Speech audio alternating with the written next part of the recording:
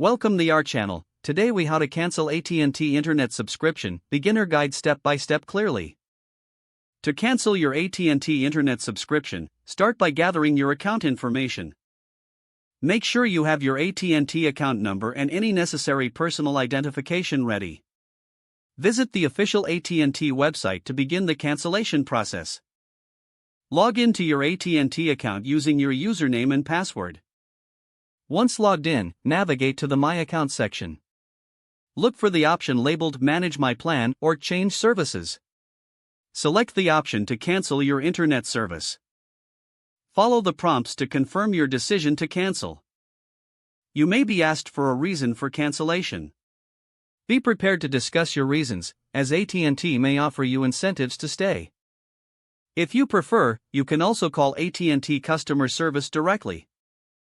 Dial 1-800-288-2020 to connect with a representative. Provide your account details to the customer service agent. Clearly state that you want to cancel your internet subscription. The agent may provide you with final details regarding your cancellation. Make sure to ask about any final bills or fees that may apply. Once your cancellation is confirmed, request a confirmation number for reference. Check your email for any confirmation regarding your cancellation. Keep this confirmation for your records. Be aware that your service may continue until the end of your billing cycle. Follow any additional instructions provided by the agent or through your account. If you have any equipment from AT&T, ask about returning it. Make sure to return any rental equipment to avoid additional charges.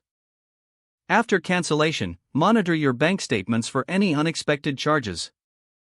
If you notice any issues, contact AT&T customer service promptly. This completes your cancellation process. If the page does not load, refresh the browser or try again in a private or incognito window. Make sure you are using the correct email address, then retype it carefully to avoid small typos. If your password is not accepted, use the reset option and create a new strong password you can remember. Don't forget to like this video and subscribe to our channel for more step-by-step tech guides.